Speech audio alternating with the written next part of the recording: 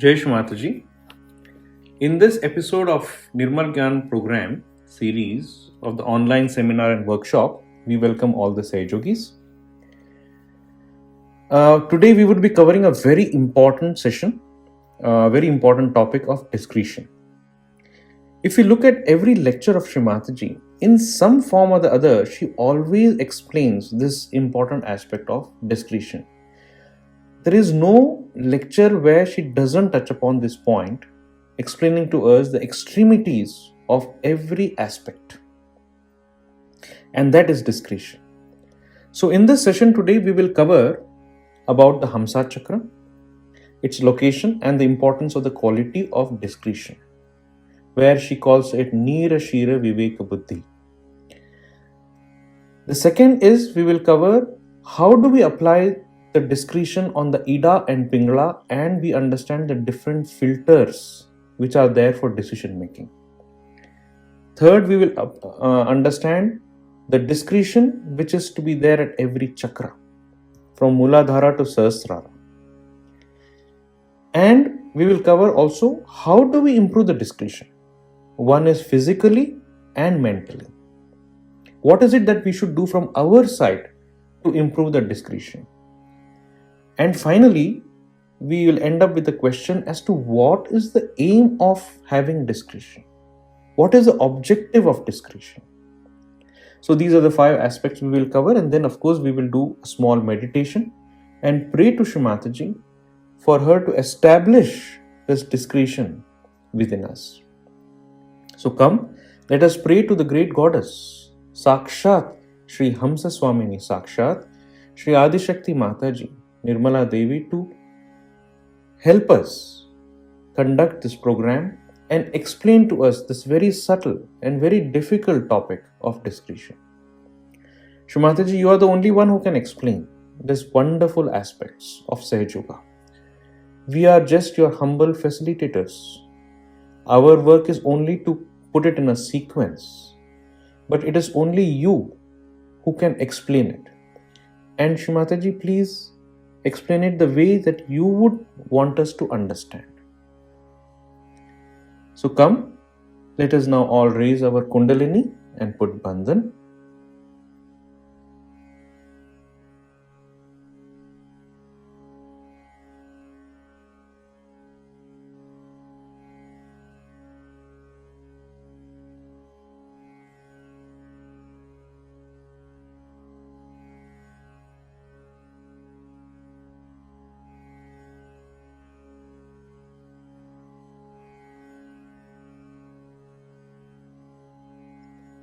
Let us all collectively say the 3 Maha Mantras looking at the video of Shri Mataji, and along with the collective we will say the 3 Maha Mantras.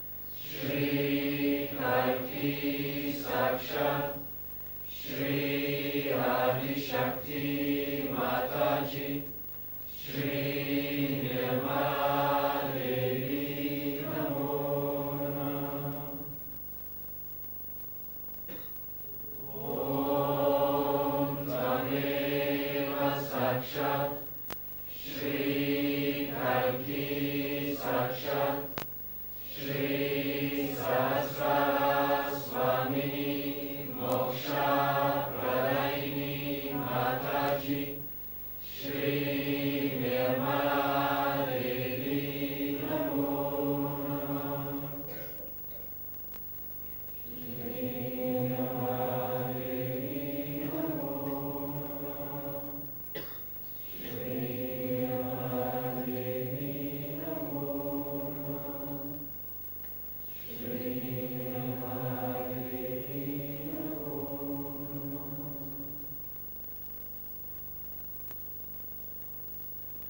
God bless you.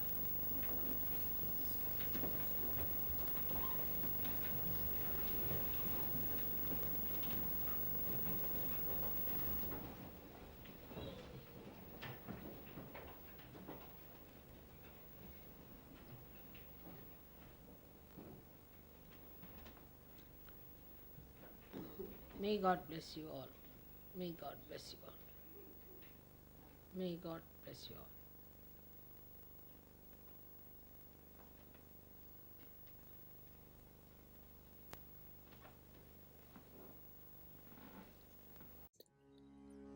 Shri Mataji.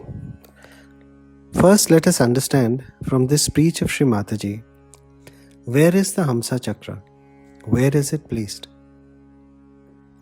As we all know, the Hamsa Chakra is placed between the eyebrows, which is at the base of the brain.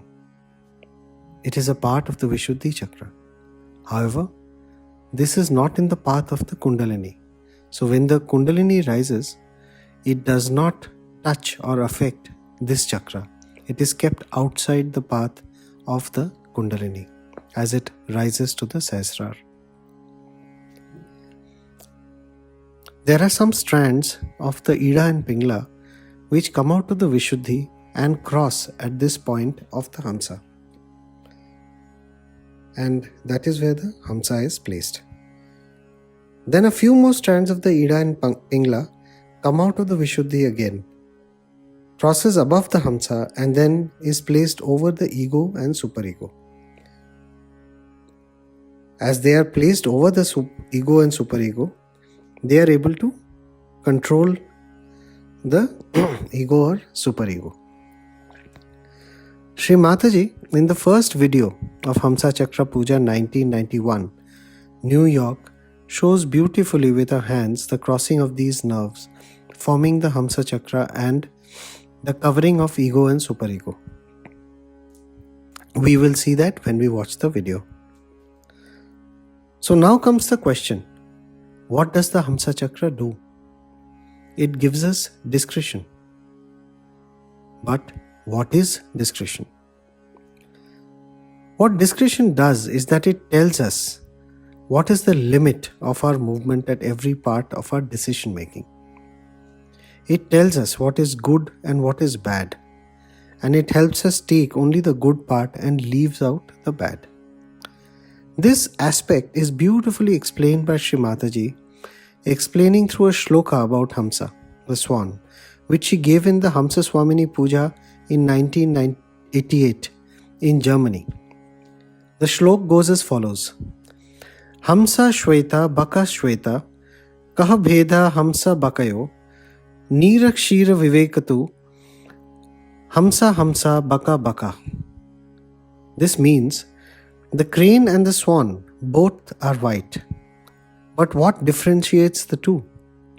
If you mix water and milk together, the swan will just suck in the milk. So it can discriminate between the water and the milk, while the crane cannot. Now this is a very significant thing for us Sahyogis to understand, as we have to become like the swan. We have to have the ability to differentiate the milk and the water and then pick up the milk or select the milk. So even though discretion is at the Hamsa, the light of this discretion has to be applied on every decision we make in our life.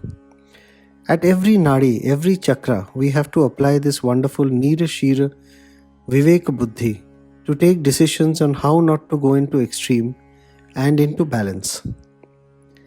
Come, let us now listen to these two wonderful Amritwanis, Hamsa Chakra 1991 New York and 1988 Germany. Jai Shri Mataji.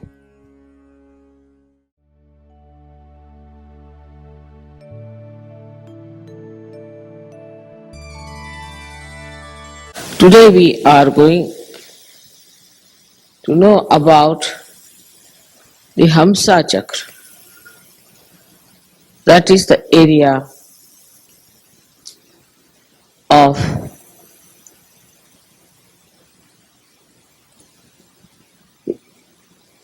between the two eyebrows, brukutis, they are called. This one is placed at the base of the brain.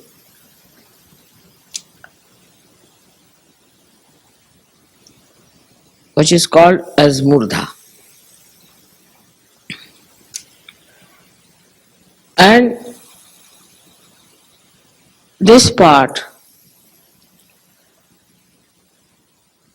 is the complete controller of the whole of the base of the brain.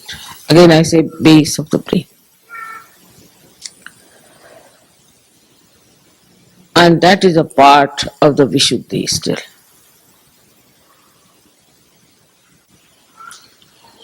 Which is an extremely important center as far as the human awareness is concerned.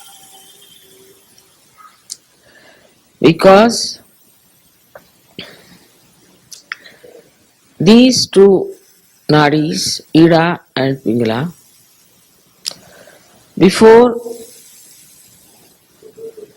entering into Agya and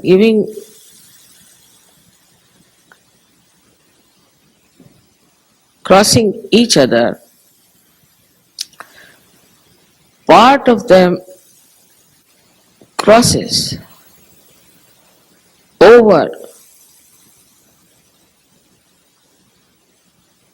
this chakra of Hamsa.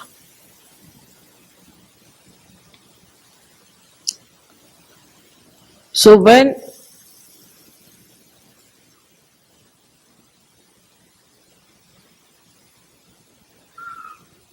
the ego and superego develop in our brain and cover our limbic area, from both the sides the strands which are coming out of the Vishuddhi sit on them.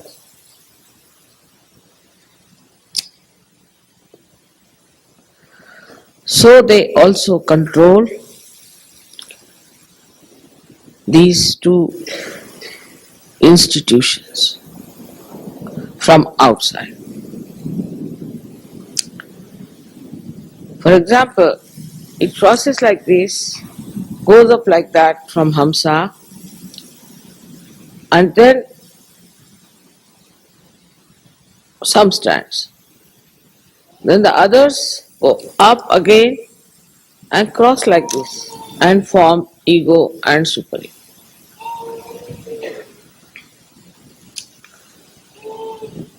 So from the backside, on top of them, these two strands go and sit.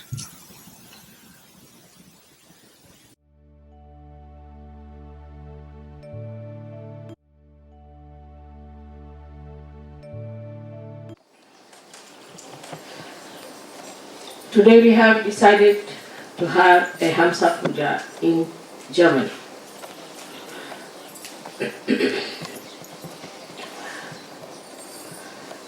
We have never yet paid much attention to this center of Hamsa, which is, I think, very important for the Western world rather than for the Indian or the Eastern. The reason is, at the Hamsa Chakra, part of the Ida and Pingala come out and manifest. Means the expression of Ida Pingala is given through the Hamsa Chakra. So this Hamsa Chakra is the one that as if has not gone up to the Agya, but is holding on certain threads or certain parts of the Ida and Pingala. and they start flowing through your nose, expressing through your eyes, from your mouth, and from your forehead. So you know that Vishuddhi Chakra has got 16 petals, which look after the eyes, nose, throat, tongue, teeth.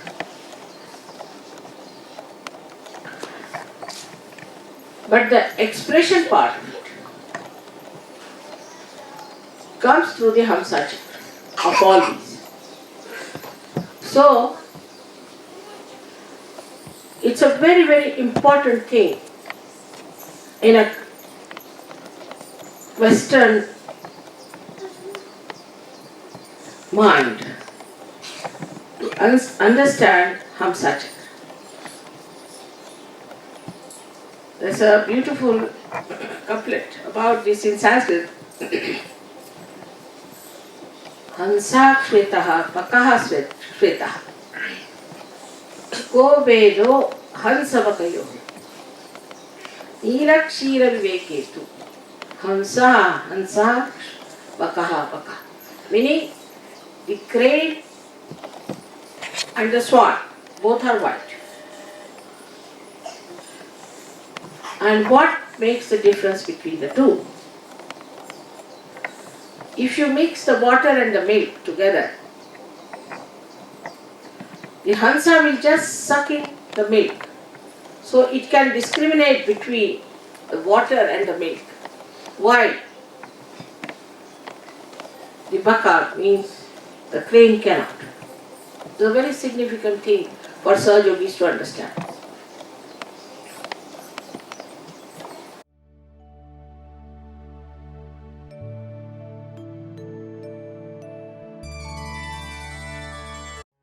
Shri Mataji. Now come, let us see where do we apply discretion in our day-to-day lives. Firstly, we will see how to apply this as far as Ida and Pingala Nadi is concerned, and the balance, which is very important. Also, we should understand that discretion is nothing but the various filters that we use as decision-making tools. The other thing that we need to understand is how to apply these various filters to understand what is good and what is bad for us. Now, how do we know when and where to apply these filters is the most difficult question. How not to go into the extreme is the difficult question, and hence we say that this is a very subtle and a very difficult subject, and it comes with the great blessings of Shri Mataji.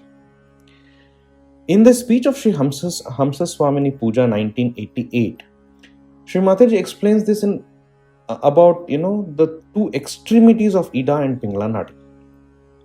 Either we go to the extremities of Pingala or to the Ida. So everything in life, there are two sides. So now come, let us understand from Shri Mataji what are the various filters that she has explained in this beautiful speech. One of the first filters that she explains is that about traditionality, that we understand a lot of things which is good for us and bad from us from traditional understanding. And in India, we are very lucky that we have thousands of years of tradition. So we have to use our discretion to understand which is the good tradition and follow it, and which is bad tradition and leave it. So on the left we say conditioning, and sometimes we say all conditionings are bad. No, she says all conditionings are not bad. For example, the tradition of getting up early in the morning. Like in India, we use water to wash the Muladhara, the flowing water, the marriage system. These are all very good conditionings. So we have to accept these good conditionings. And second is that there are certain conditions, even though they are very old, are not good. We should just discard them. Like the caste system in India. In India, we don't treat the women as equal. We do fasting in the name of God. We say too much of mantras. So those have to be discarded. So that we have to use discretion for that. Secondly, the filter is not to do anything in extreme. Otherwise, even good conditionings will get converted into rituals. So for example, brushing teeth we all know is very good. It's a good condition to have. But if we get used to it and say every day morning I get up, I have to brush my teeth and get very upset if we don't, then that is ritual. For example, another example is meditation. Now, meditation we all know is very good conditioning. But if we get stuck to a particular time, I have to get up at this time only, this place only, this is the method, this is the sequence, then that same good practice can become fanatic. And hence we get into these rituals like, sometimes bandhan, which is taught in Sahaja, can also become a condition. Anywhere, everywhere we will put bandhans without discrimination. The third, a very important word that Shri Mataji uses is called intuition. And Shri Mataji says that it comes automatically from the heart. Sometimes the decision comes immediate, spontaneously from the heart. And that Shri Mataji says is the blessing of the Ganas, of Sri Ganapati. So this is a very important filter, that if it is holy, if it is good, if it is pure, it comes automatically. And Shri Mataji says 50% of Sahaja depends on this. And at the end of it, she says complete Sahaja is dependent on the balance of the Hamsa. So here, what is important is what is our objective? What is our destination? What is our goal? Are we really genuinely truthful? Otherwise, we will take decisions because at the back of the mind, we would like to have control of power, recognition, maybe show off, materialistic pursuits. And we will not be able to use pure intelligence in taking decisions. So our ego and superego will play tricks and we will say, no, this is the discreet thing to do. And we will convince, but we can't fool the divine. So we have to be really genuine, and then Sri Ganesha blesses us. And hence, dharma becomes very important. But again, we should not go to the extremities of dharma. Like too much honesty is what example she gives. Also at Hamsa, Shri Mataji says it has two words. One is hum and second is sa. Hum means self-respect. And that we use at the Pingala Nati. And second is sa, means you are. Everything is done by God, by Shri Mataji, by the Parama Chaitanya. So, when to use hum and when to use sa is the filter of discretion, depending upon the situation. Now, for example, in sometimes, we don't know the extremities again. Like, for example, when we in Pingala Nati, we want to spread Sahaja. So, we go all out, which is very good. But again, Shri Mataji gives here an example that we go to the airports and there people are giving self-realization. So there she says, no, if they are worthy, then we give realization. They have to ask for Sahaja, they have to beg for Sahaja. So we have to have a balance. So quantity is not important, quality is also important. So what do we do on both the fronts? Gives us a balance, gives us discretion. So she says finally that it is the common sense that works. So we have to use common sense. When we do follow-ups also, we go to an extreme and follow up so much with people that they run away from Sahaja. Or we give so much of information that people get confused. So balance is important. So when to use sa and when to use hum is the whole game of Sahaja. So she says here we have to experiment, do different things, try different things, and with experience the discretion will come. Finally, she says that another very important filter that we use is vibrations. It's very important. It will tell us what is right, what is wrong. We have to be dependent on vibrations. But here also we can go to an extremity. And then we see vibrations for everything, indiscriminately, like for sari, for face powder. To judge people, we use vibrations.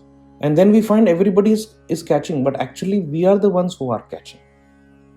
And we cannot even discriminate between that.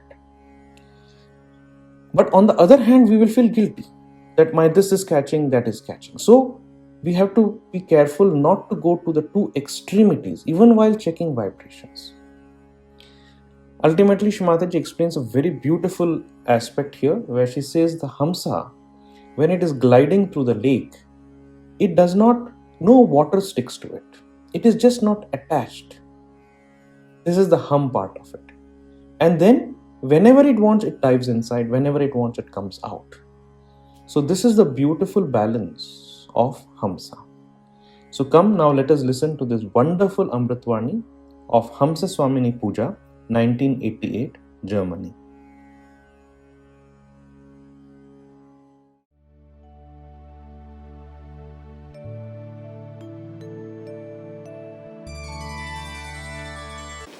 So it comes to the discretion how to use your Ida Nadi and Pingala.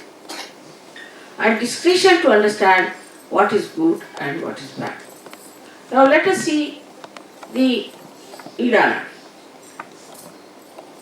Ida Nadi is very important because the discretion in this can only come through traditional understanding.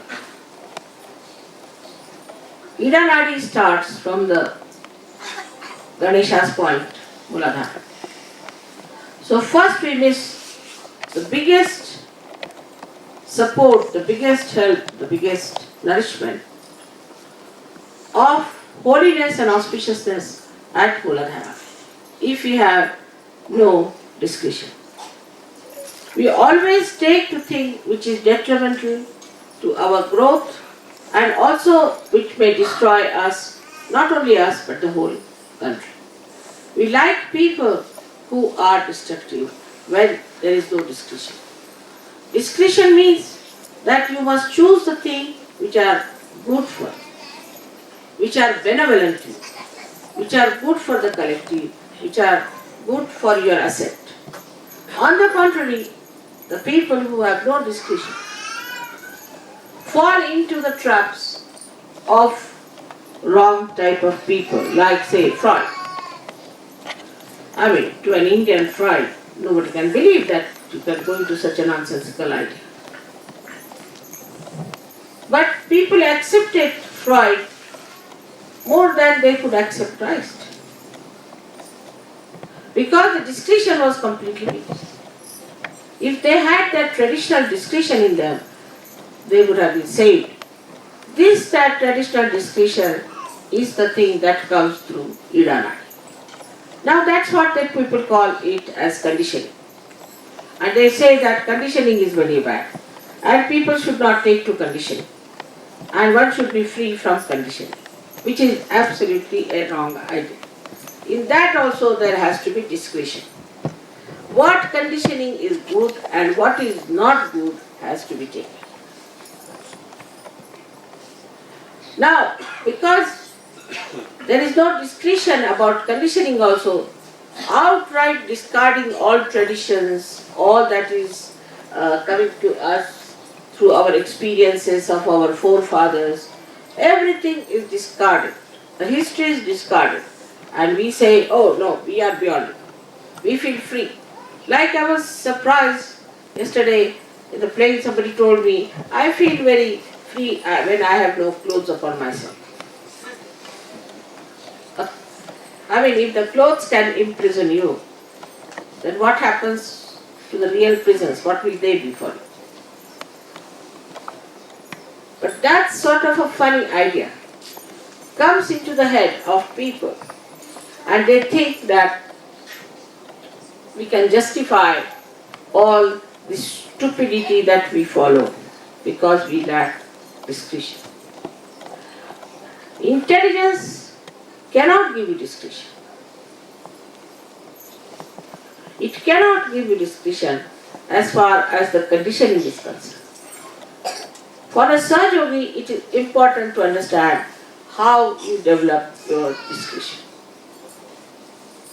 Yesterday only I gave a very beautiful talk to the ladies of Paris, or I should say ladies of France, regarding the discretion of women. The discretion of the Ida Nadi is intuition. If you develop that discretion within you through your meditative powers, you develop intuition. And intuition is nothing but is the help of the ganas which are surrounding you. If you learn to take help from the ganas, you can become very intuitive, and without much intelligence of yours, you can say the right thing. The whole of Sahaja Yoga, I would say 50% at least out of that is based on intuition. For that you have to develop a proper sense of Sri Ganesh. Sri Ganesh in its right sense you have to understand. From there starts, because he is Ganapati, he is the one who is the master, is the chief of all the ganas. So the ganas give you the intuition. For example, say I have to go somewhere, and then what I say is that no, I won't be able to go there tomorrow, and I won't go somehow.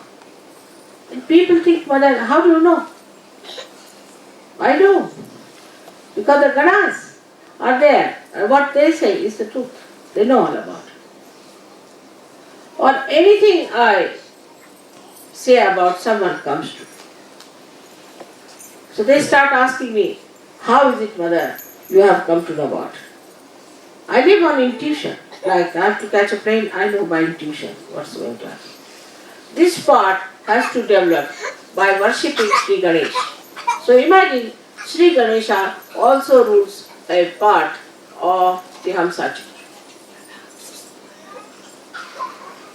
So when we say Ham and Sa, these two are actually the Bija mantras of the Agya. But when the Agya touches the Hamsa, it starts here. That's why at the base, at the root of it is the Hamsa. And here the Hum. Hum means I am. If you are discreet, you will not take to fashions. You will not take to stupid ideas. You have your own personality. You are a Saj Yogi. You don't listen to people who are non-Saj Yogis. That is the Hum part. I am. Not the ego part. But the Hum to understand that I am a yogi and I know so many things which normally people don't know, and so I have nothing to do with them. I have not to take any lessons from them. They are not to teach me anything. There is nothing that they know. I know much more. To be aware of yourself is Hum. So that comes from the right side, I would say. The discretion of right side is Hum, and the discretion of left side is Sa. Sa means you. Means you are the one. In your case, you know who is the you. But for every human being, you is the divine. You are the one. This comes from the left side, is Sa. So the word Hamsa is made of two types of discretion, where to see I am and where to see you are. On these two balances, as they have shown here beautifully, the moon and the sun. In the center is the cross, which gives you the balance, which gives you the dharma. How all these things are connected, one after another, layers after layers, you can see how dharma is connected with discretion. Now, there are people who are suddenly enticed by some sort of a ritual. For example, I have seen some Sahajogis. They come to the puja and they are giving bandhan to them, like mad. On the way they'll go, they'll give bandhan. Anywhere they go bandhan, like mad. That's just conditioning.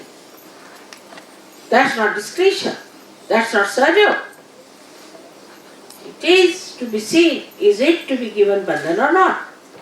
In the presence of mother, there is bandhan. What is there to give bandhan to yourself? But people, when I am talking, are giving bandhan. Raising their kundali. They are all mad people, I think. We are not animals, we are human beings. And we are we are Sahajogis. We are not dominated by any particular type of rhythm or particular type of music. Every variety we can appreciate and understand as long as it is dharmic, as long as it is balancing, as long as it is auspicious and holy. So you can see on the Hamsa how many things are judged. I think the whole of Sahaja Yoga stands on the balance of Hamsa.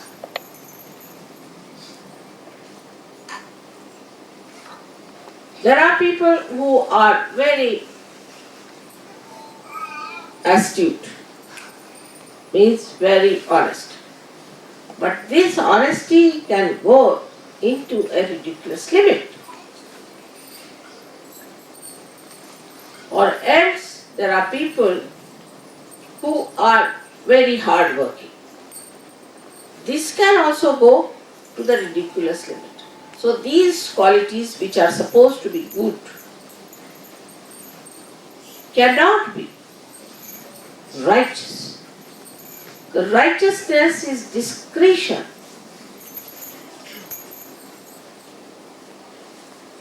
Glorified. If you have discretion, then you glorify that discretion into righteousness. In everything you will find there are two sides. Which way you move is your discretion.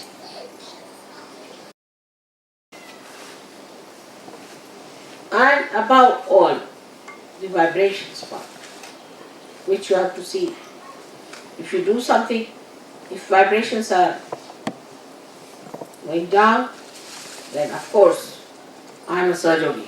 To me, vibrations and my ascent is the most important thing.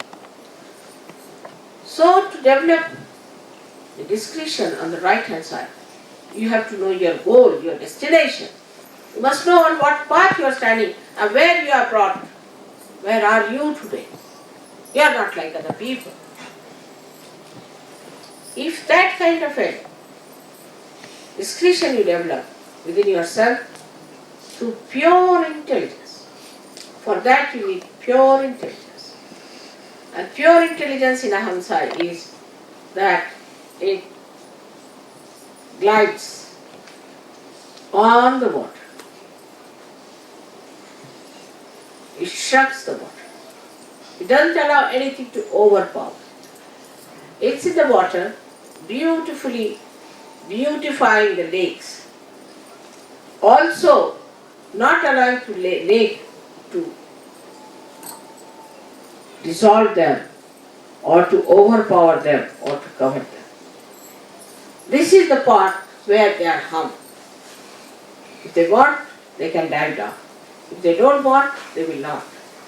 They are gliding on the ocean of this samsara, of this bhavasagara, and they are not going to be drowned into it. That is the hum part of it, which you should have the discussion. On the one side, you should accept things that they come to.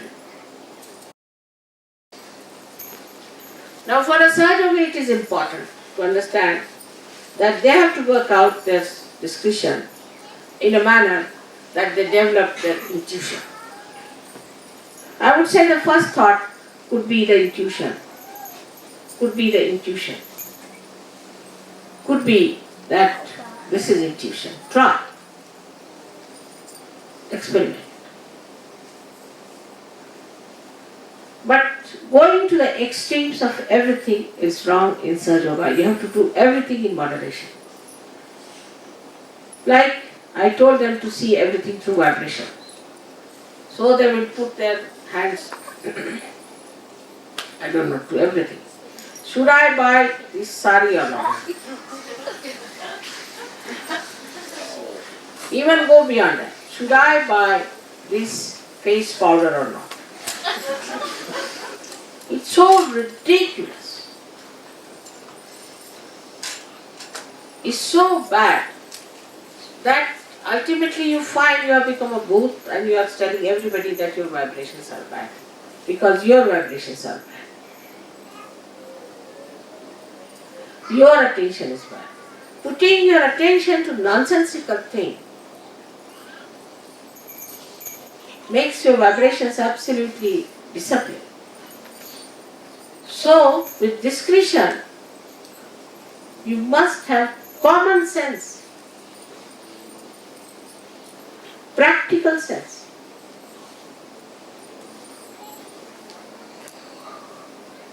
I've seen people suddenly talking to anybody about Sahaja Yoga. No, it's not practical. Sahaja Yoga is a precious diamond. You cannot give it to every person. I've seen people at the airport raising Kundalini of everything. No, it's not meant. They have to come to Sahaja Yoga. They have to ask for it. They have to beg for it. Then only they can get their realization. We don't want quantity, we want quality. All my lectures, if you see in that, I have been insisting on the quality of Sahajogis and the quality of the seekers. But when we start thinking of getting a majority for a vote for Shri Mataji, I have to say, I am not standing for any election. Whether you elect me or not, I am elected.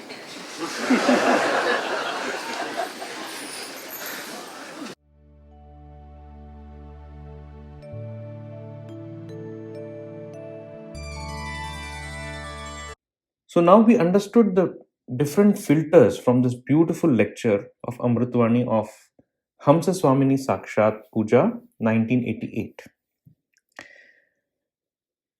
Now, the different filters that we understood was, let us summarize, is that we should know what is good and what is bad for us. What is good for our collective, for our country, for the family, for the society, and be very truthful about it and not look at the ulterior motive of fame, recognition, power, money. That is something that we understood. Second, we understood good traditions are very important for taking the right decision. And many good traditions, which we call as good conditionings, are good for us. And also there are conditionings which is bad for us. So we should be able to weed out the bad conditionings. However, we should also not get into the extremities of a conditioning, good conditioning also, or else it will get converted into a ritual. So we have to be careful that we don't get into the extremities of anything. We also understood a very important word of intuition. And intuition is listening to the heart.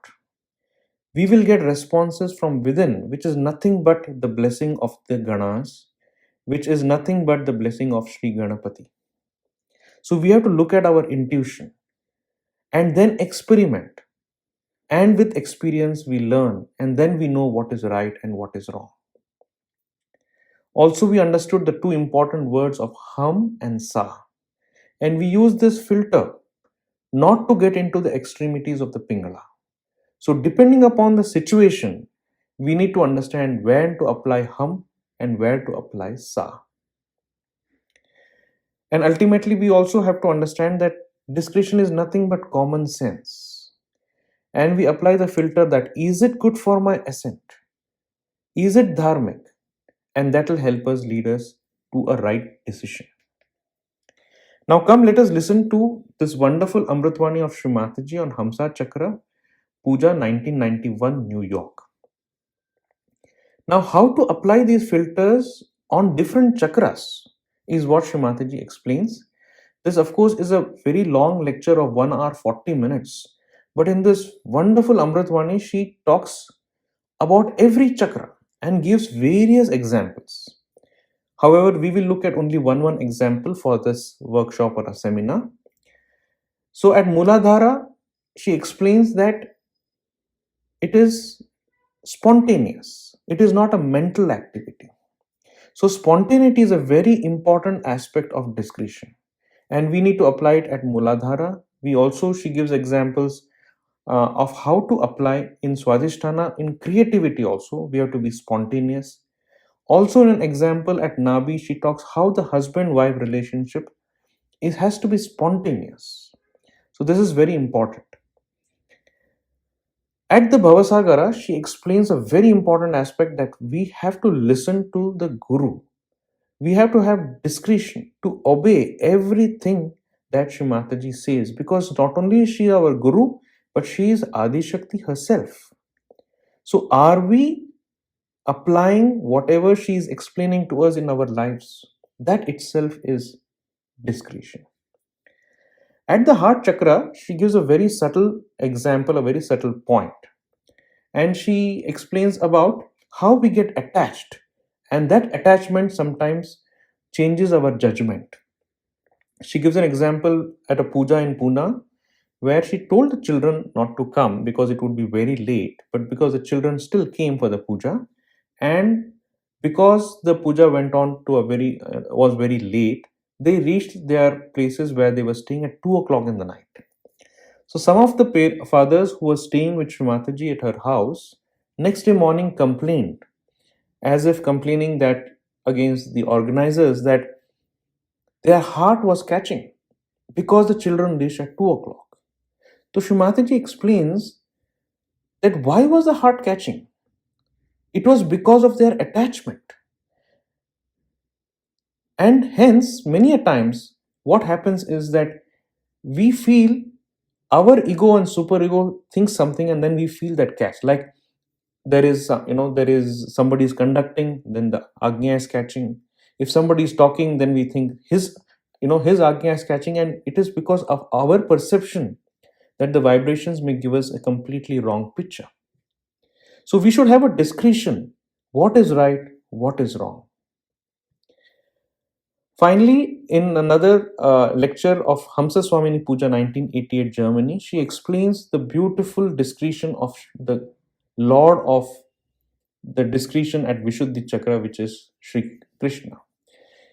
She gives a beautiful example of how, even though he was so powerful and could use the Sudarshan Chakra for killing Rakshasas, he used his discretion when he couldn't kill a Rakshasa who had a lot of boons, and he ran away from the field.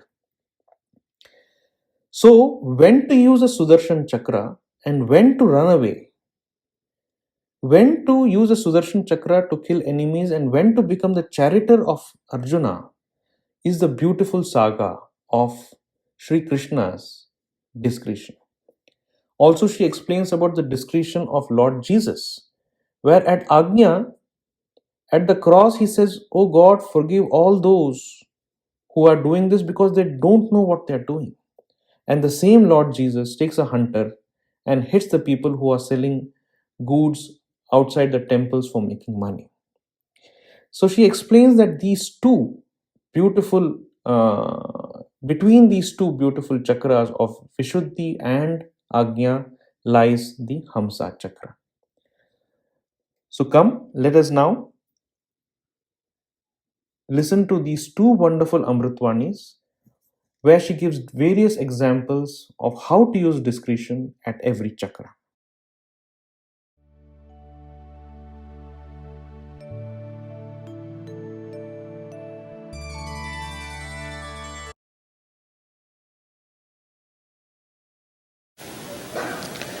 You all know that Hamsa Chakra gives you discretion. But still we do not understand what do we mean by discretion.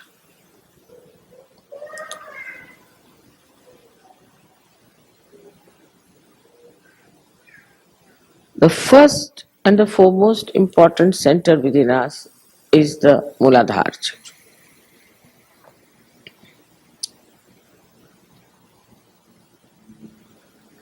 If we do not have the proper discretion about Muladhara Chakra,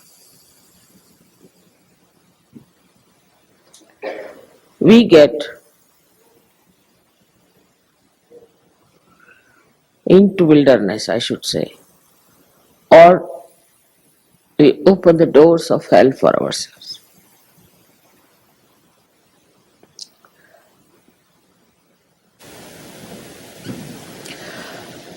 So one thing one has to know that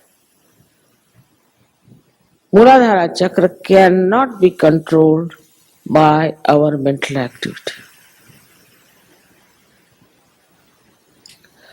But if you shift it to the mental activity, then the control over Muladhara is completely lost.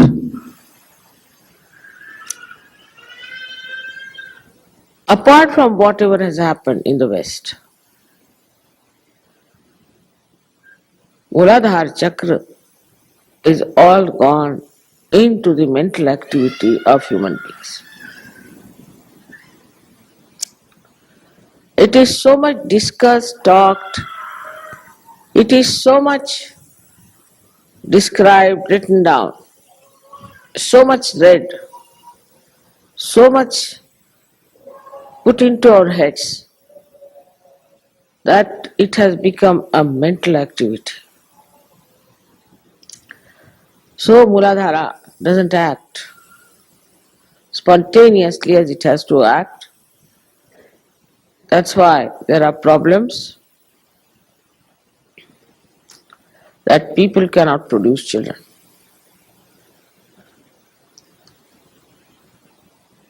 So many become impotent very early because it is used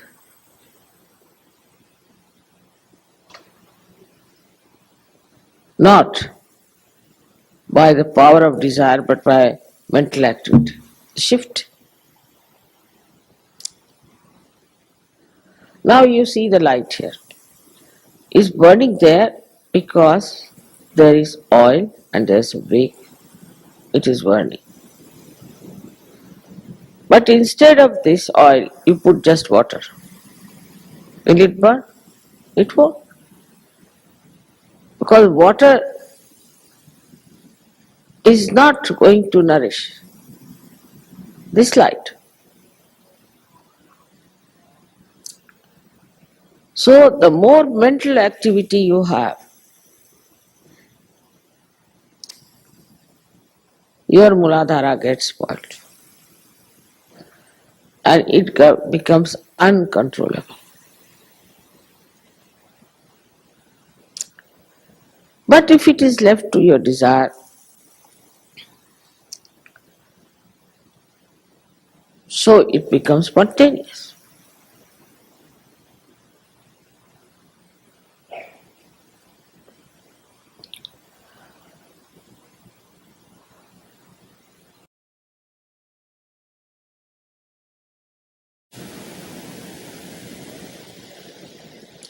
Same about the Swadhisthana Chakra. Swadhisthana is for creativity. Anything you can create. You can create a sari, you can create a beautiful design, pattern, you can create a beautiful art or anything. But as soon as you put it on a mental level, it's finished.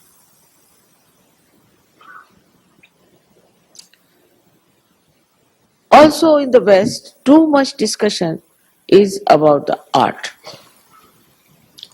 This is not art, that is not art, this should have been like this, that should have been like this. I mean, its creativity is spontaneous. Whatever the artist wants to produce, let him produce. Who are you to judge and criticize? You cannot appreciate anything unless it is brought to the mental level. So now we have critics. And the artists are not spontaneous, they are afraid, they only think, what will the critics say? Even when I am writing the book, when I give it to some Sahajogis to read, they say, Mother, if you write like this, then they'll say like this. I said, let them say, who cares?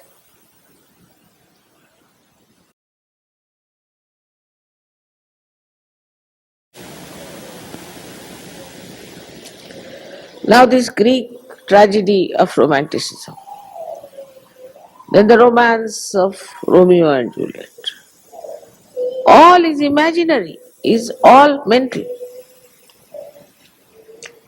There's no spontaneity in it. And then you are accept only relationships when there is artificiality, even between husband and wife. Like the husband must bring a flower every day to the wife, show her a flower, as if she's a priest or something. And the wife must, I don't know what they do, all artificialities. And then he must say thank you 10 times to her. And she must say sorry to him 100 times. I mean, they are husband and wife, left and right side of a chariot. And then the men expect this should happen. Women expect this should happen. Men expect the women should be like men, and women expect men should be like women. Men are very particular about time, women are not. So women must be very particular about time, otherwise they think she's the worst person they have ever known. The woman is, say, more particular about her kitchen or maybe about her dress. So the man would get angry with her because she takes too much time to get ready. It's mutually so indiscreet that the relationship becomes absolutely absurd. There should be understanding that she is the left side and you are the right side, and both of you have to act according to your nature. On the contrary, you want to make somebody look so funny, because imagine a man becoming a woman and a woman becoming a man. You see, it's a joke. But that's what is happening. Whatever the men are supposed to do, they cannot do. Whatever women are supposed to do, they cannot do.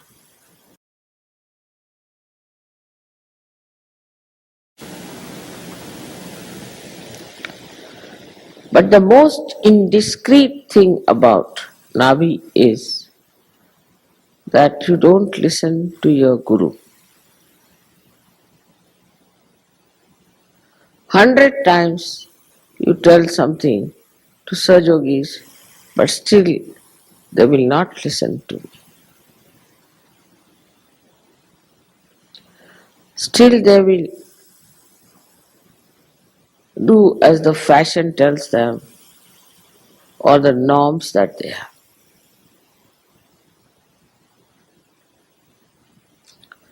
Listening to your Guru, as they say, as if is to obey God Almighty.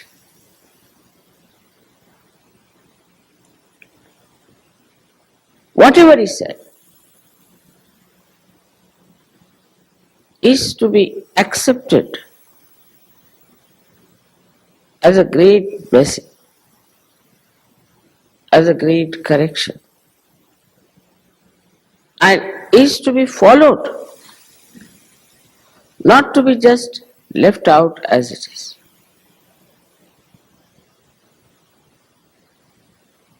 As you know, your mother is your guru and she is your mother. Also she is Mahamaya. Also she is Adishakti. And she is so gentle. And she is so kind. She says some things to you to correct you. So many lectures I have given of telling you what is important.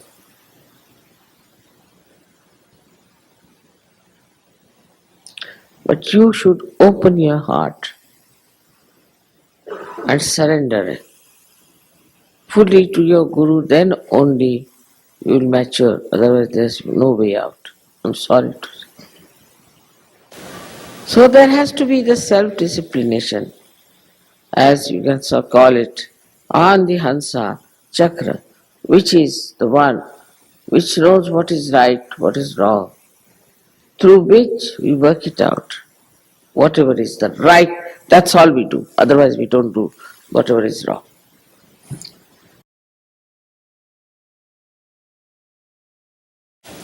So the discretion is lost completely in relationships.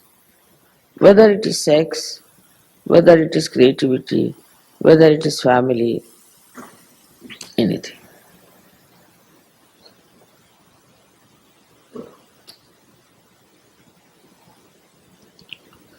That's the part of the Hamsa Chakra. So if you have to enter into the limbic area, which is the Virata's place, which is the, I would say, from Vishuddhi to Hamsa, and then to your limbic area, into the Virata,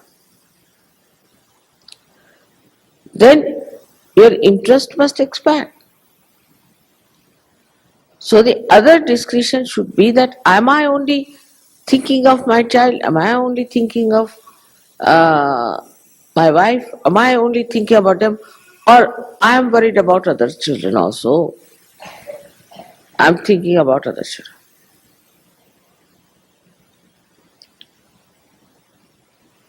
I just tell you this because it's such a funny type of a concern we have.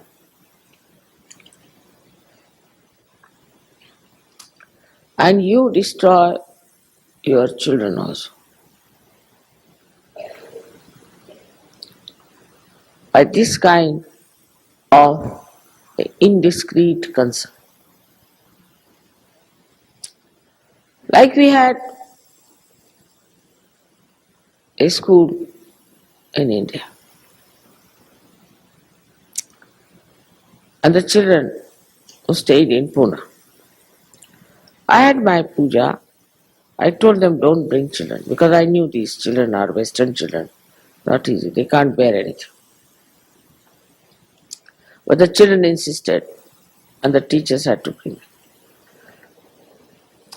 So the puja was over as usual, very late, about I think 11 o'clock in the night. And there was no transport. And that's why I said don't bring them. So they had to get some sort of a truck because these days we were not getting petrol, we were having a very bad time. So they had to go on the truck. It reached there by about 2 o'clock. Some of the fathers were staying in my house. Next day they said, Mother, our right heart is catching. I said, what is that? Such cruelty. I said, what cruelty? The children reached at 2 o'clock in the school. So what? Right heart is catching. What attachments?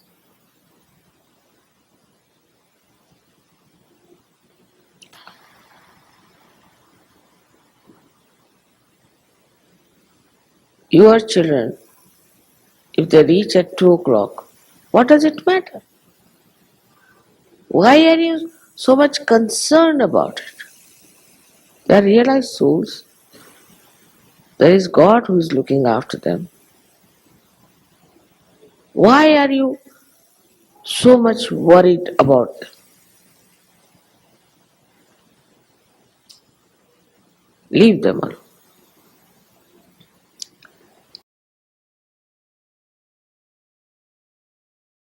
The best among these was Sri Krishna, I would say, who had real discretion. But after all, he was Sri Krishna. But his methods were so interesting of discretion that it's enjoyable to know about how he destroyed so many Rakshasas. Every time he did not use his Sudarshan Chakra, he used his discretion. Like there was a Rakshasa who was trying to overpower the Pandavas, who was trying to overpower the people who were good. Sri Krishna said, now what to do with this horrible fellow? And this fellow had wounds from Brahmadeva and from Mahadeva and everyone. So Sri Krishna is the center after all. So he wanted to organize a proper destruction of this horrible Rakshasa. So what he did, that there was a great right-sided saint meditating, and he had taken a vow that nobody should disturb me. At least the one who disturbed me for the first time, I should have power to destroy if I look at that person. And this one was meditating in a cave. Sri Krishna very beautifully ran away from the battlefield. His name is Ranchodas. It's little bit deliberately to say somebody that the one who ran out of the battlefield. So Sri Krishna ran out of the battlefield. But there was no way out to kill this horrible fellow.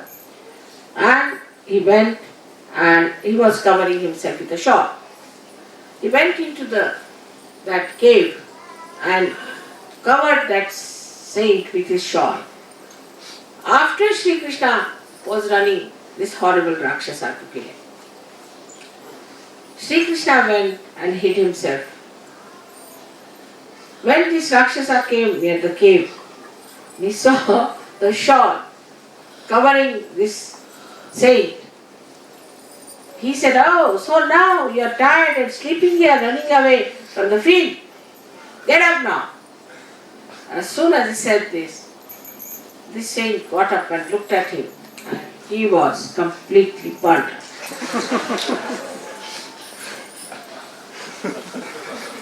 So, if Sri Krishna is the Virata at his feet,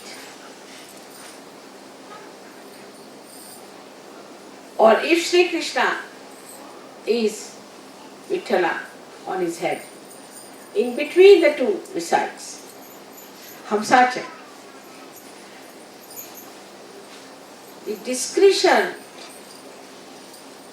is very beautifully described in the life of Sri Krishna.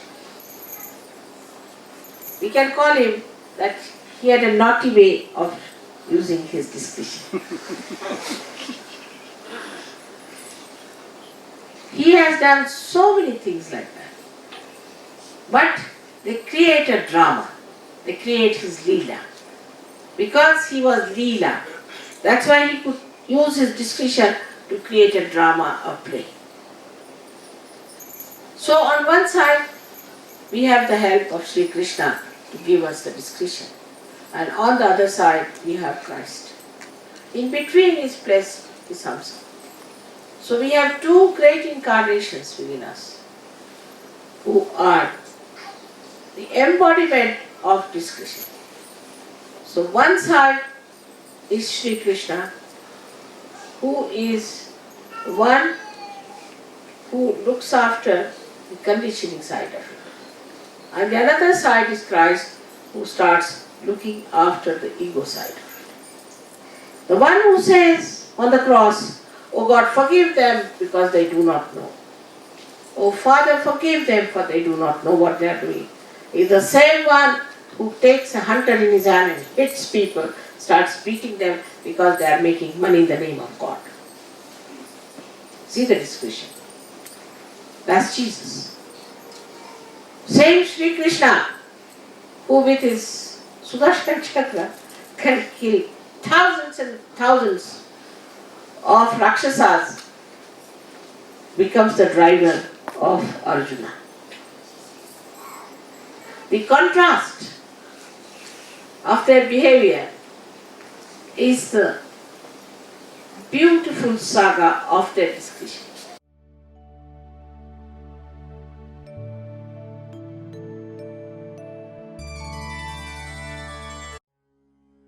Jai Shri Mataji. Now we could come to the question of how do we improve our discretion? How do we keep our Hamsa properly? In this extremely wonderful question answer session, given a day before the Vishnumaya Puja in 1987 in USA, Shri Mataji explains this very nicely. She explains that the Hamsa Chakra is actually lying outside the path of the Kundalini. So the Kundalini does not affect the Hamsa directly. Hence, we need to handle this externally and by ourselves. Hence, she says that it is extremely important that we put ghee in our nose every day. In another lecture which we put in Non-Negotiable Sahaj Yoga Practices Part 2, in a lecture of Sydney 1987, she explains how due to the drying of the peritoneum lining around the nose, we can also get peritoneum cancer, which when we don't put ghee, every day we have to put ghee. It is the only place where Shri Mataji says we have to do it as a ritual.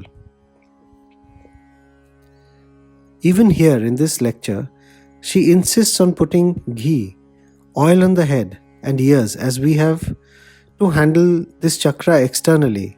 As Kundalini and Sahaj Yoga awakening of the Kundalini cannot improve this chakra, we have to work on it from outside. Even the massage that we do to children with oil when they are young helps in improving the discretion right from the young age, and that is very important. So this was physically how we improve the Hamsa Chakra. Now we need to look at how we do this internally.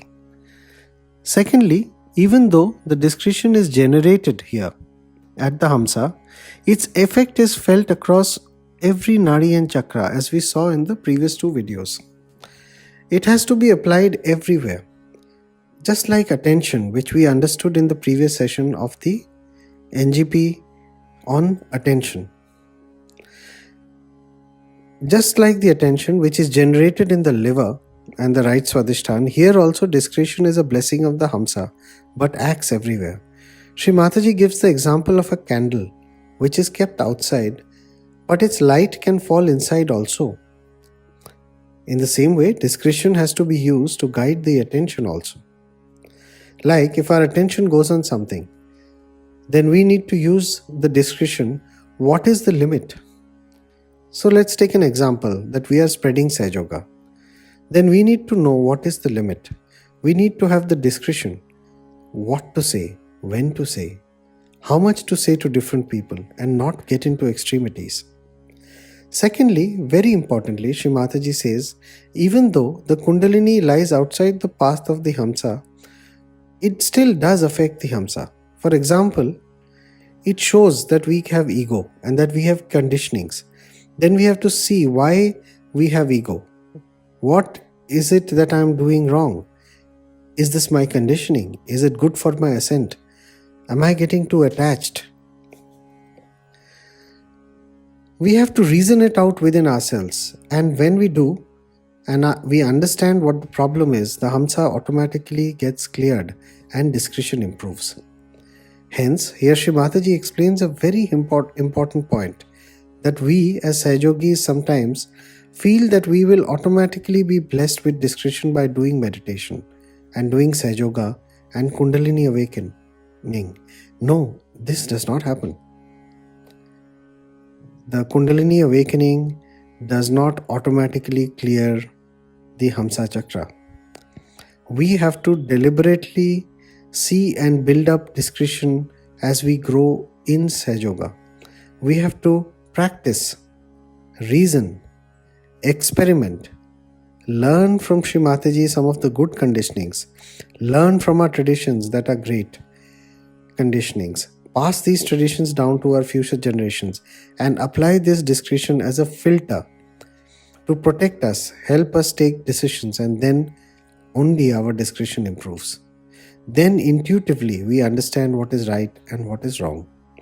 So we definitely need the blessing, of course, of the Divine and the Param Chaitanya, but equally we need to work out externally by putting ghee, and internally we have to work out mentally by reasoning out, using common sense, looking at the practical aspect, talking truthfully to ourselves, and discussing honestly with our Saj Ogi brothers and sisters collectively to understand things and take it ahead and build our discretion and clear out our Hamsa. Finally, Shri Mataji also says that apart from this, the blessings of the Atma, the spirit is greater. In the light of the Atma, everything gets clear. But for that, we have to be genuinely truthful. Come, let's just listen to this beautiful talk of Shri Mataji. Jai Shri Mataji.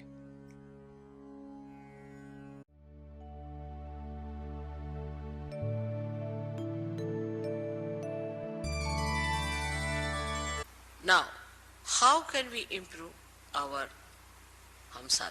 Is a big problem. Because if our Hamsa is sick, is over conditioned, the Kundalini cannot work on it. It just gives up.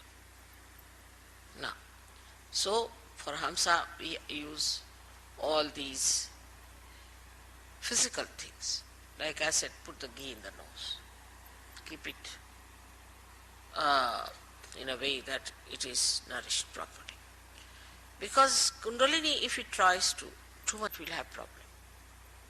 Problem because, as it is, most of our time we spend in such a manner that your Hamsa things become what you call the epithelial cells, the linings become dried up. Now when the Kundalini rises, she may try to create a problem more for that dryness. Maybe. So it is kept out, but it has an effect in the sense that even if there is a light outside, it can fall inside. So it's not the Kundalini directly that affects your Hamsa.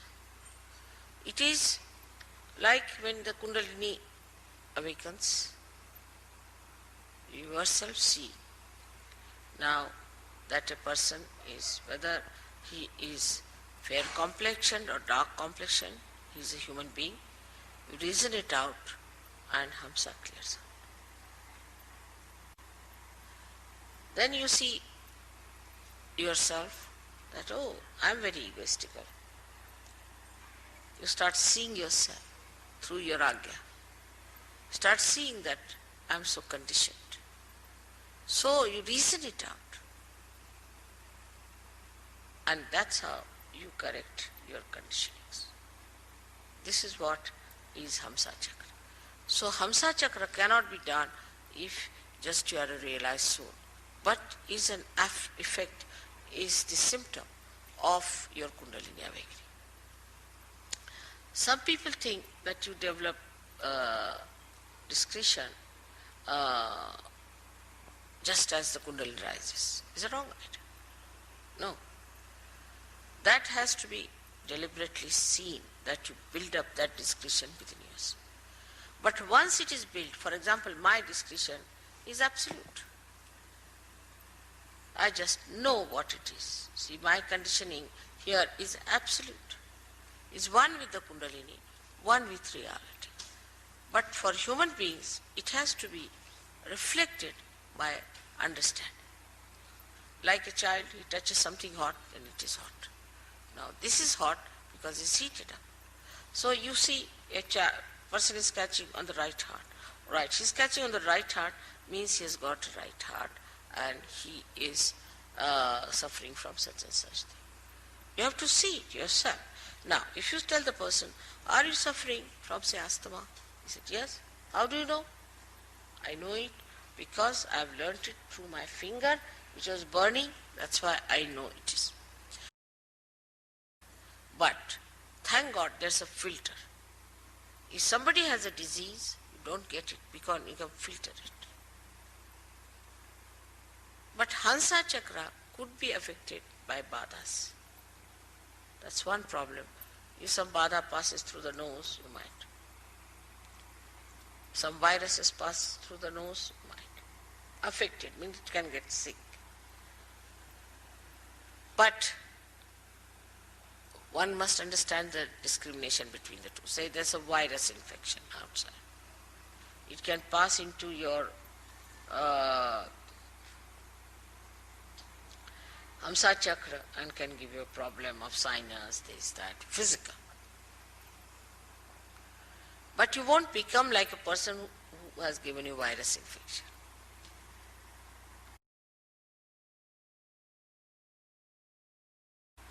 So now if you have to develop the discretion, you have to learn, you have to understand. It doesn't come automatically. But with children who are born realized, their Hamsa is so developed that they know it, what is right, what is wrong. Because their Hamsa is so much trained that way, they don't have to use much understanding. But those who are now growing up, have become now Sajogis, have to know through their own experiences their Hamsa. It's a filter also. But for a child, he knows what is right, what is wrong. Because his Hamsa is developed. In India, when the child is born, he is massaged nicely. Oiling is the best way to have a good Hamsa. Oil his head, oil his body, put put some drops in the nose, everything.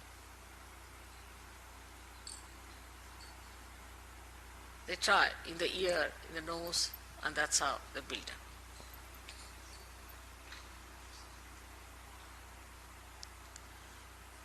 So, what I have to say that physically you should help your Hamsa Chakra by using ghee and all that, and mentally you should use it by learning things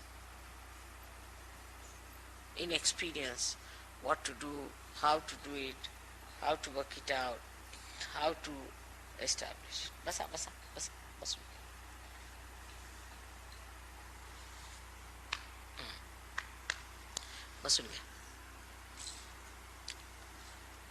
That is how Hamsa Chakra grows and makes you discreet.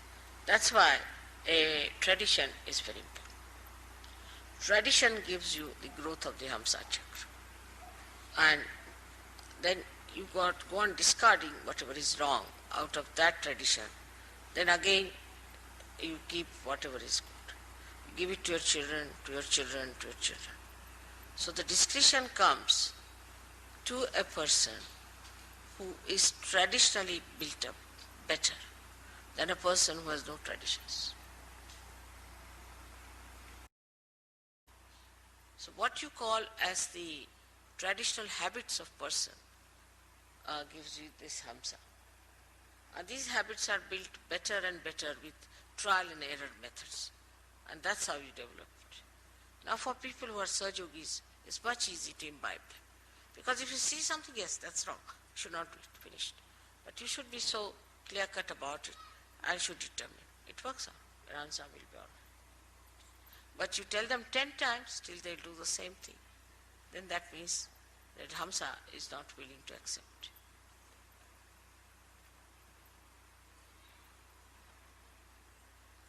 But you must nourish it, you must look after it, you must, as I said, also the kajal is very good for Hamsa Chakra. All kajal and the oil in the nose, ears is very good. All acts for that. Even, say, talking to other person, to talk discreetly, is to say something which doesn't lose its power of affecting that person. Like if you say something very harsh, then you should know how to neutralize it so that he retains that into himself. All these discretions only come also by tradition.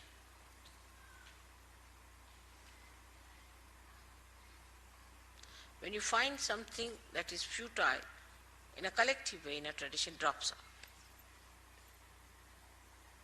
So the blessings of the tradition is great, but greater are the blessings of your spirit.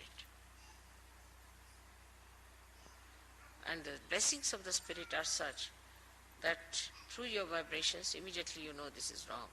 But you have to be honest about it, and you just give up. You want to ascend, you want to improve your vibrations.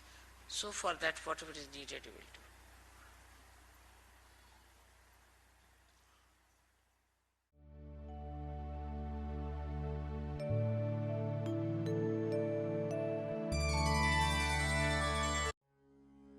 do. Shri Mataji.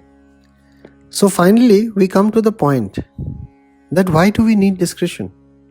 What is the final objective of having discretion? Shri Mataji explains that one of the main aspects of why we need to use discretion is to be absolutely detached, not to get attached to anything, neither hate anything. Another very important aspect which brings a balance to this whole thing is that she says the whole of discretion rests on one point as to how much we are enjoying Sahaj Yoga. Looking at this life as a leela, as a play, enjoying everything, enjoying every day the ups and downs of life, and seeing everything as a witness, completely surrendering to the Guru, to the Param Chaitanya. Also for the Kundalini to pass through the Agya, our attention to pass through the Agya, we need to use discretion so that this attention stays absolutely in the center. It's like walking on a sword that we are passing through the Agya. On one side, we have the huge rock of Gibraltar or the ego, and on the other is the abyss or the superego. In between is a small path, and to keep the attention there, to keep the Kundalini there, it is not easy. We have to use discretion so that our only objective is to reach the kingdom of God and stay there at the Sahasrar.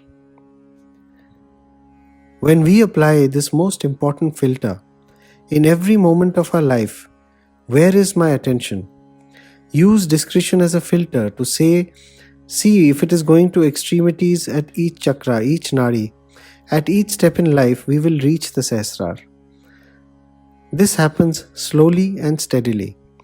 Every day we rise, we fall and rise, and keep our attention on ascending alone. For that, we have to relax and allow spontaneously our ascent to work out. And now, to conclude, we would only say that self-realization does not give us discretion. We have to develop it through listening to our intuition and experimentation by trial and error, and then our understanding. How do we know that our understanding is right? This we know by using the 5 filters and doing honest introspection where we question our own motive. This is the only way in which we can improve our discretion and then stay at the Sahasrar. Jai Shri Mataji.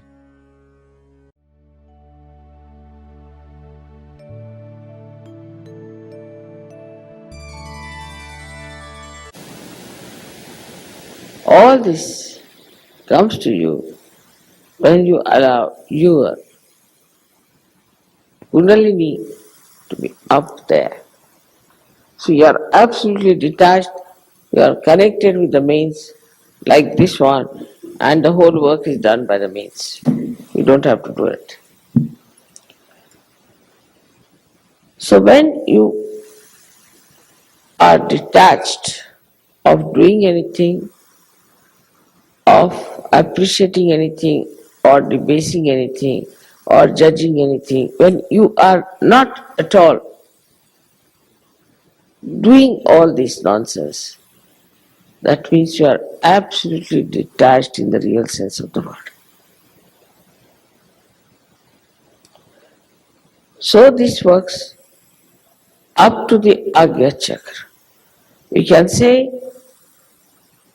that all these discretionary powers are within you, they are built in, they are spontaneous, and you have to just allow them to grow by meditating, by watching yourself every minute, every second, whether are you enjoying yourself or not. So the whole of discretion rests on one point: how far you are enjoying Sajoga. What a nice thing. Like yesterday, I was meeting every sort of person. And some of them felt I was exerting too much myself. No, not at all. I was enjoying all of them. Sajoga is a very big joker, very big joker. See, a person comes up to you, you talk to that person. It's a drama behind every individual. And you discover what a drama this individual was. No need to go to any theatre or any film. Every personality is a drama. Very enjoyable.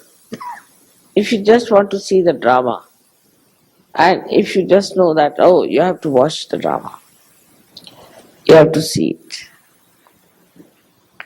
Only painful part is that as a guru I have to tell that this is not good, that is not good. That's the only painful thing. I wish I could have avoided it somehow, but it's not possible. Because from the darkness to the sunlight you have to come out. And you are holding my hand, so I have to tell you that be careful. It's a very, very small road. And both the sides you can follow, into Ida or Pina. So hold my hand tightly. We have to go further, further, further. Don't look this side, that side. That's all. And this is what it is when you have discretion to put your hand into the hands of your Guru. Then you don't do it. Just watch everyone, see everyone. And only thing you do is to enjoy. Whether you do it or not is not the point, but you are in the state of enjoyment. Complete in the state of enjoyment. And that is the state we have to achieve. It should become that state as our own being.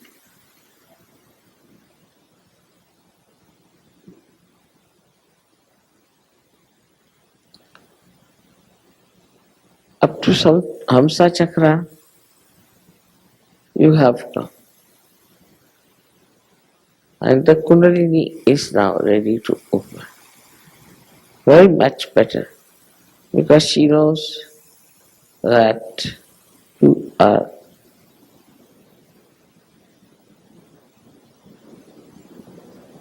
in a state. She knows you now. She knows you very well. And the Kundalini knows that you can now pass through Agya. Your attention can pass through Agya because you have discretion. You have cleared out yourself of all these loads and things, and you can now pass through this Agya.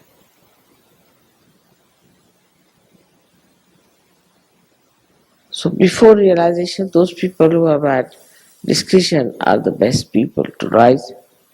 They are solid people. Or those who are weak again and again fall and rise, fall and rise, fall and rise. They catch again and again. So the discretion at that time is to know that you are here for your ascent and for nothing else. And that has to work spontaneously only by just finding out joy and joy-giving things. It is not so difficult if you allow the spontaneity to work. But they told me that, Mother, we have to do this, we have to do that, what to do this and that.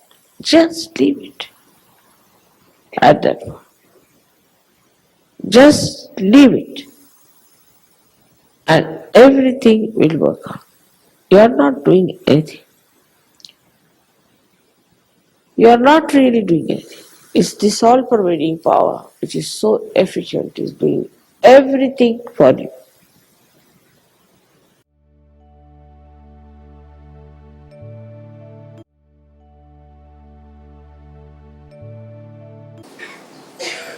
It's a very delicate line, as if we are walking on a sword.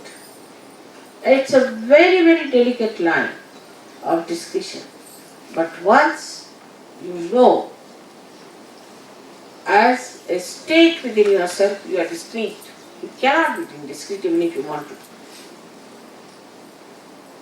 And that is what is the ascent part. So once you come out of this chakra and pass through your Agya, you enter into Sastara where you have to be discreet.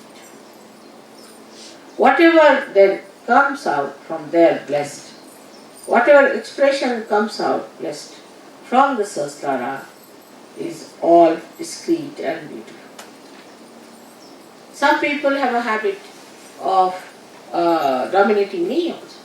Like I am talking, they are talking with me. If I am saying something, they will come. Then I play tricks. I am good at playing tricks. But I am very discreet.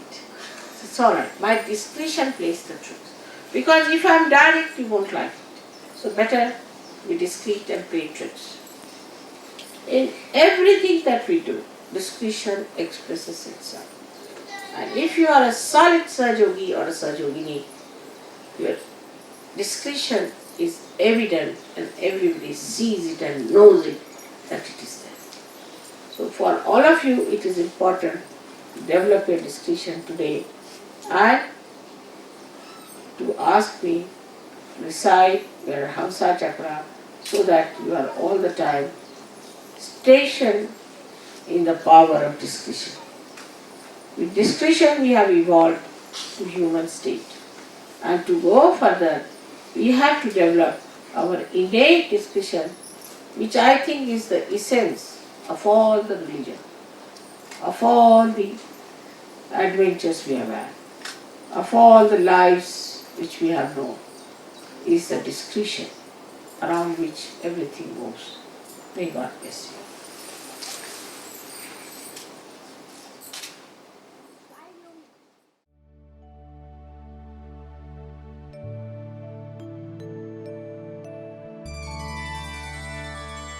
Jai Shri Mataji. Let us now meditate for a few minutes and allow this understanding to seep into us.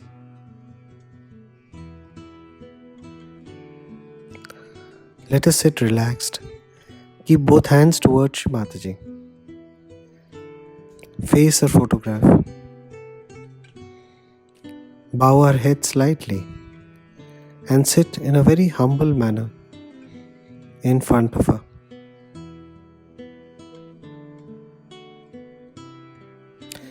We should bear in mind that Shri Mataji's photograph is a very special photograph. It has all the powers of the Adi Shakti, all the powers of Shri Mataji. And when we sit humbly in front of this photograph, these powers act within us and slowly start clearing out all our badhas and negativities and suck them into itself. And the longer we sit, we will feel this chakras clearing, and we'll feel more and more relaxed. Let us just experience this for a couple of minutes.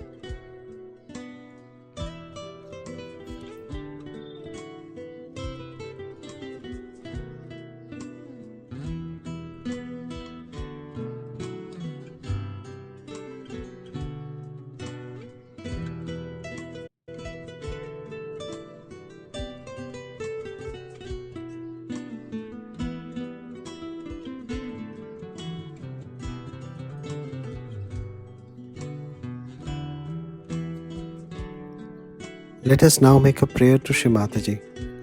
Ki Shri Mataji, please give us the courage to break free of our conditionings, to very clearly be able to see what are our good conditionings and what are our bad conditionings, and move away from these bad conditionings.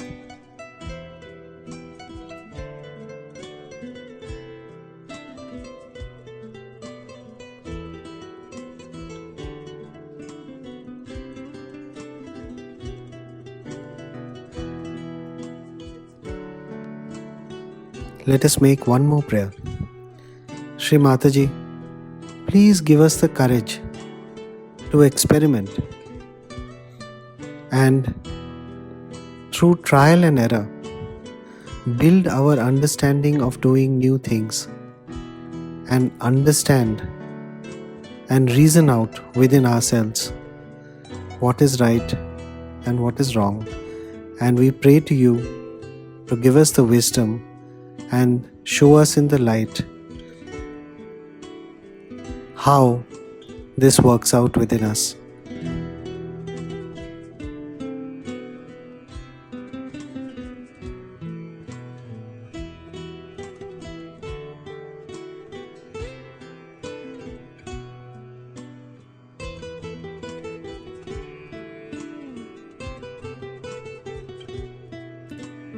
Let us make one more prayer. Shri Mataji, please come and be seated in our Hamsa Chakra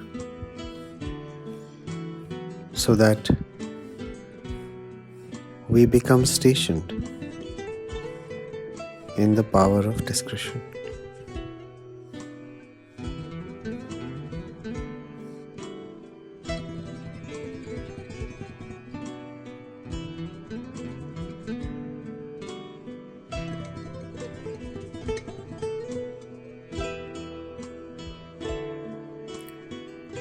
And finally, Shri Mataji, please bless us with this discretion and wisdom to know what is benevolent for us, benevolent for society, what keeps us in balance, and give us the wisdom to embrace these things and the courage to follow the learnings that we have from our experiences, which come from trial and error.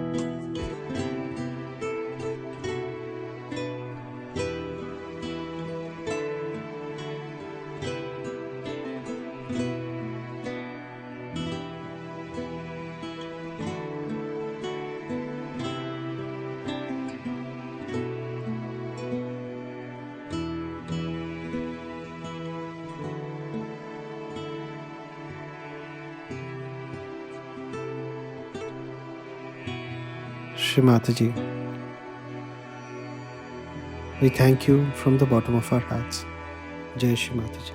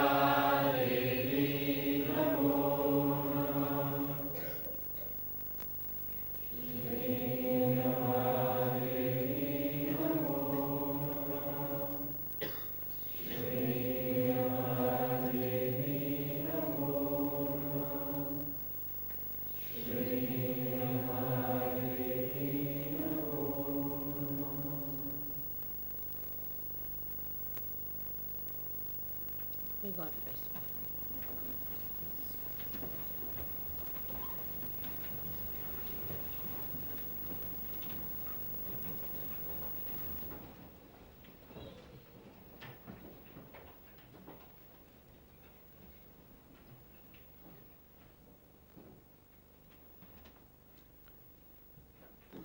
May God bless you all.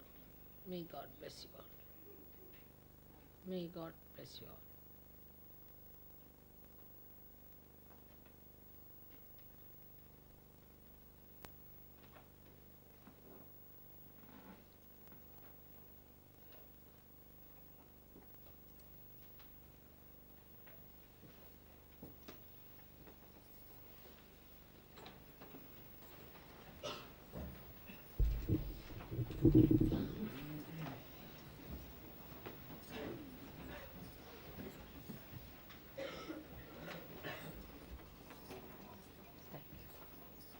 Good night.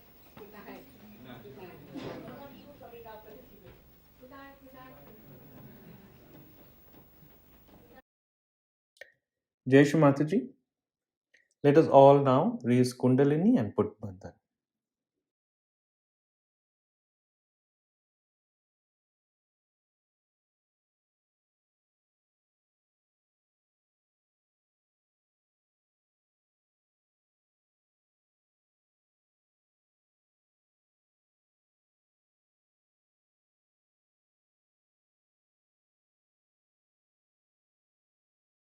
Firstly, let us thank the great goddess Sakshat Sri Hamsa Swamini Sakshat Sri Adishakti Mataji for giving this beautiful explanation of discretion. Shri Mataji, we are ever indebted to you for this wonderful Nirmal Gyan, for this knowledge. And we promise that not only will we understand it, but we will also apply it in our lives at every moment, the discretion, and not go into extremities.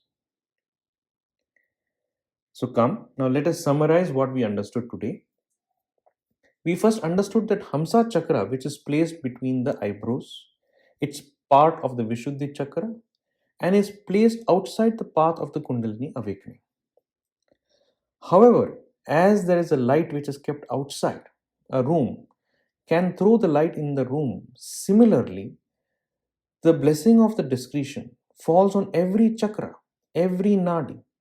It's a filter which helps us make decisions as to what is right and what is wrong. So it is like the swan which only takes the milk and leaves the water. So this gives us that filter of discriminating what is good, what is bad. We also understood the various filters that we have to use. Conditionings, good traditions help us take right decisions. So we have to accept those and we have to discard those conditionings which are not good for our ascent. Also, in the conditionings or at any point of time, we should not go into extremities of the Ida and the Pingala.